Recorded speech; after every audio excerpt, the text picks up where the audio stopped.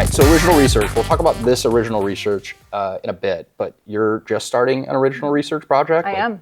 Fill me in. Yeah, we are going all in on it because we're building a category. We want to obviously. Your idea or the CEO's idea? It's just part of the strategy that we're building this category. We want to build trust in the category as the leader. Yep. In order to do that, we want to have thought leadership, original, data, things like that. So this felt like a big play for us. A very natural place to play and be able to build that trust. So just kind of kicked this off. We're in the middle of like survey review right now and go out and get the audience that we need and get the respondents and then bring that data back. And started first with a hypothesis, right? Like this is what one of my favorite things to do when I'm trying to get research bought in on is, what is the headline? What's the dream headline at the top of, the Not press? enough people know that. Right.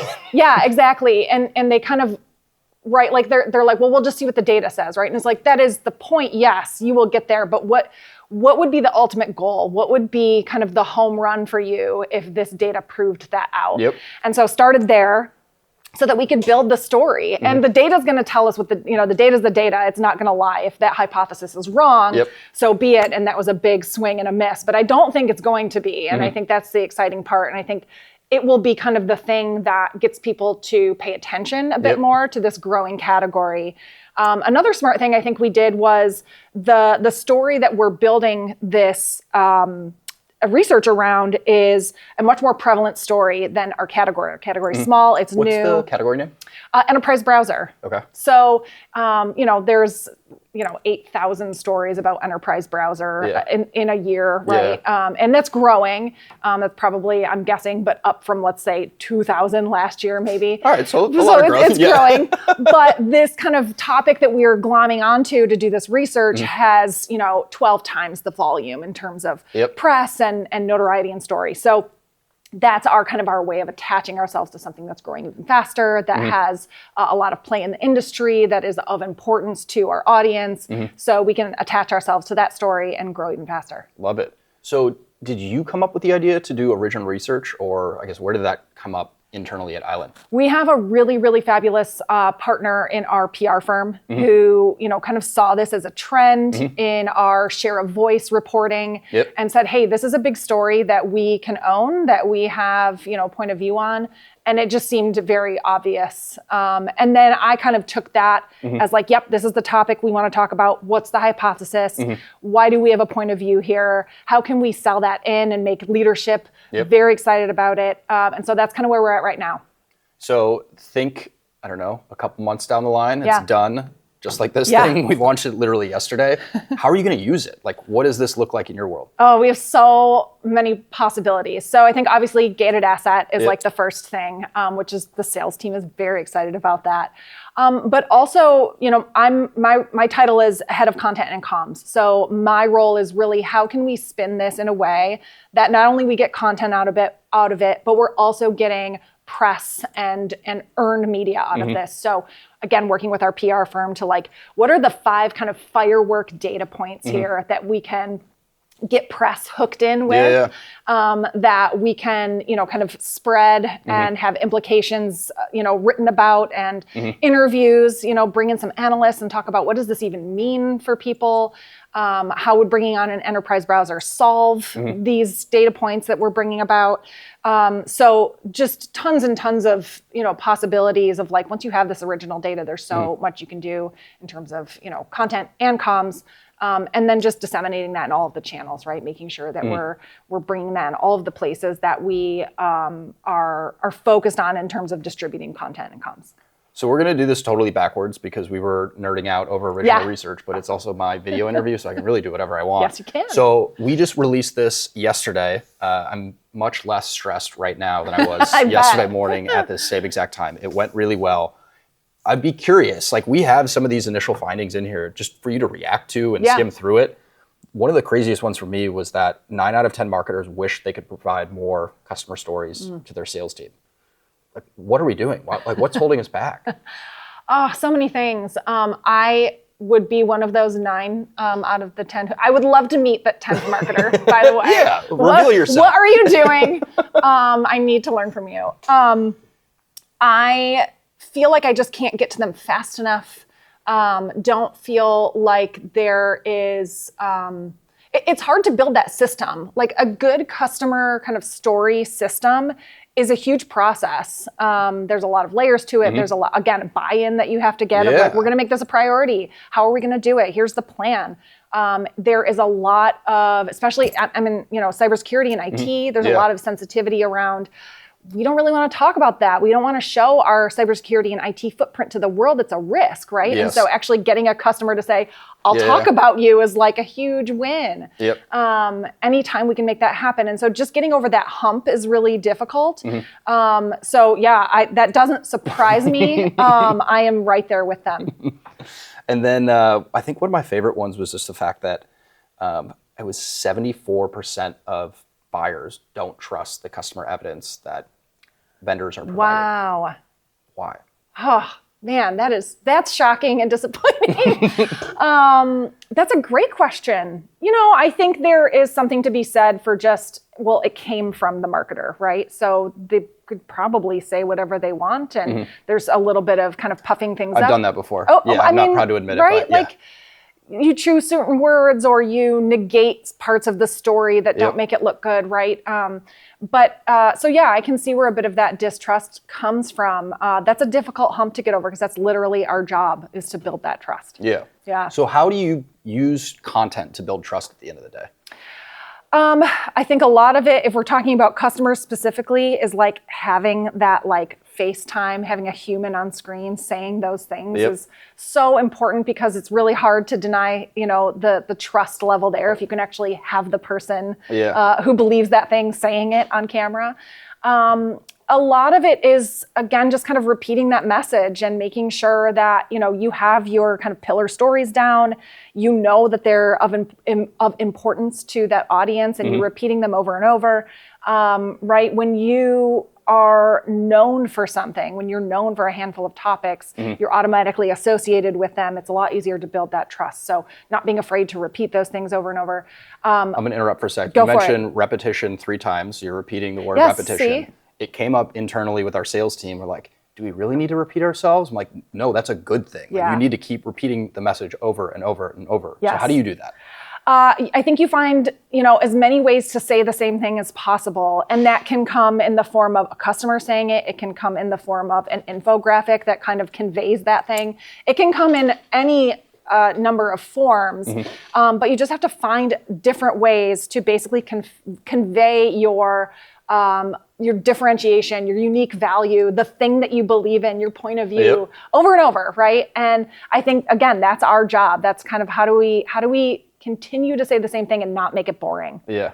I mean, I used to think that from a marketing perspective, you could just say it once, be like, all right, we're good. My job's done. They know it. They understand it. They will remember it, most importantly. And it's like, move on to the next thing. And like, no, that's not how it works. No, absolutely not. And I think even too, like we both are big on LinkedIn, like personal brand building, right? And I have found that as well, where I'll have, new folks follow me and they'll be like, oh, wow, I didn't know this about you, right? And I'm like, man, that's crazy because I literally feel like I'm boring people to death talking about this. So it's really good affirmation to hear that like, I just need to keep hitting those points and that's what I'll be known for. Same thing with a brand. So remind me, have you marketed to cybersecurity people before? Once before. Okay. They're a sensitive bunch. They are a sensitive bunch. So give me your tricks. How do you market to them? What do they like? Because they're very hard to like really get in front of and get them to trust you. Absolutely.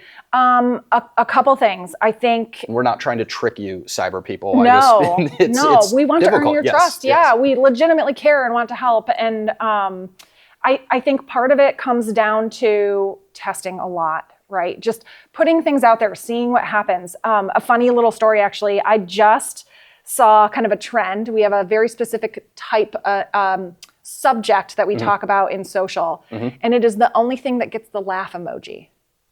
And that to me was like, that's big. We need to like capitalize on that, right? And so things like that where, hey, we're gonna put a bunch of pokers and fires, right? There's a saying about that. I can't remember exactly. Pokers and fires, and we'll see which one We're gonna have a field day with like the graphics on that. We're gonna see which one actually does something for us, right? And so when that happened, it was like, okay, there's something there. Let's double down there. I think part of it is just talking to them. We have a really great panel of advisors at Island who are CIOs. Yep. We have a lot of customers who are willing to talk to us and about us, and just understanding like what are the things that keep them up at night? What are the things that like would cause you to, do a double take on a company that's like, that's different, that's new, that's interesting. They are, notoriously resilient against marketing, right? That's why I asked. Yes, right. You articulated it perfectly. I actually had a CIO tell me one time that he has a trigger inside Google that automatically deletes any email that has the word unsubscribe in it. And I was like, okay, this is what I'm dealing with here. Like they are allergic to it, right? So you have allergic to find marketing. Yeah, that's perfect. You have to find those ins. You have to find the things they really care about, and that can only come from talking to them. Yeah. Are you going to be at Cyber Marketing Con I'm not. All right. I need to dig into that. I will be there. It's a big event in Philly. Yes. Okay. All right. I want to say it's December.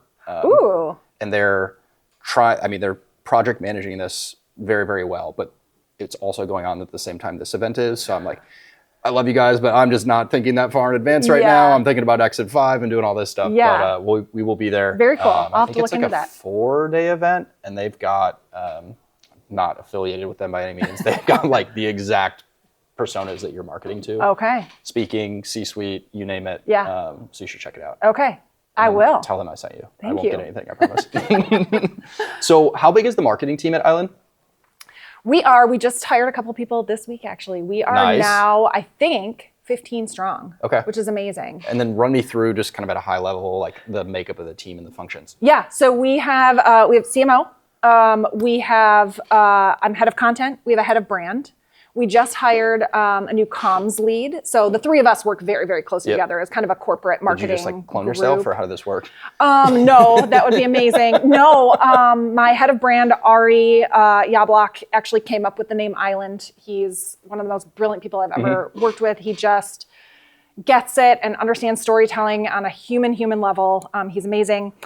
We just added Adam Parkin as our head of comms. And he is also just, I think it's rare to find a comms person who really understands storytelling as opposed to just kind of like feature delivery. Can you expand on that? Because I agree with you. Yes. I have in the past found it really difficult to partner with comms leaders because they're very focused on the press release, right? And press release is just the facts, ma'am. Like there's no emotion in it. We're clipping that. Yes. Yeah.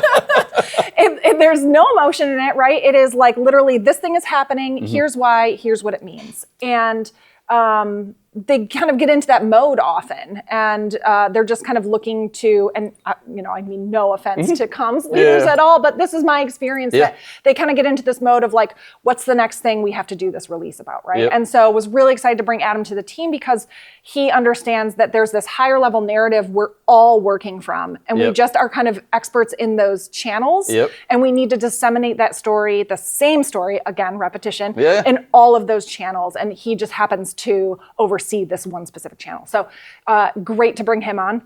We also have kind of a growth side of the org too. So we have field and events, we have ops, we have digital marketing, and I'm gonna interrupt. It's just so funny to me that we're still calling it digital marketing in 24. I know. Like, isn't it all? Yeah, it is. It's funny. Exactly. It's just all no that. slight to you, but every time I hear it, I think of it. It's like, wait, what are we doing? I know. Why do we? Is it? I don't know why we do that. So that's kind of the makeup of the team. Yep. So where do customer stories fall? Like, is that something that you're working on? We just hired a customer marketer. I'm sorry, I forgot about that. So that was under me. We did just bring on a customer marketer, which is very exciting. She has some incredible, Stacey Milligan is her name. She has some incredible customer program building experience.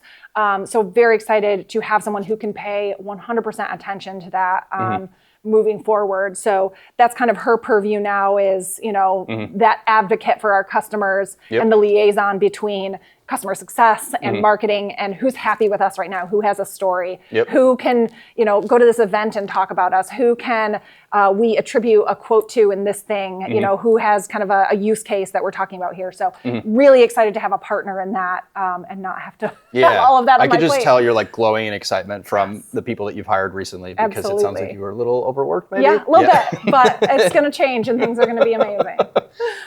Last question. What kinds of customer stories are your sales team asking for from you? We have a very specific handful of use cases. A couple of them come up in sales calls and in deals more than others. And so, and we have a very specific set of verticals as well. We're pretty horizontal, but there's a couple that we just see more prevalent coming and needing an enterprise browser for all of the various reasons. Healthcare is a big one. Yep. Financial services is another big one. So we're really focused on like, can we check the boxes of as many of those use cases that kind of float to the top as possible and verticals that float to the top as possible, and can we do a little bit of like cross connection between the two to get like just imagining like a crazy permutation really awesome exactly what is that, a matrix of some kind where we can like but that's kind of where we're focused. We have a ton of great customers who are willing to sing our praises quite a bit, and then we have some we really have to kind of like work on, build trust, do one small thing with them, move up the ladder a little bit. So I think repeat. Exactly. Yes. So we have nowhere to go but up. Yes. This is awesome. Thank you so much for this. Likewise. Thank you so much for inviting me.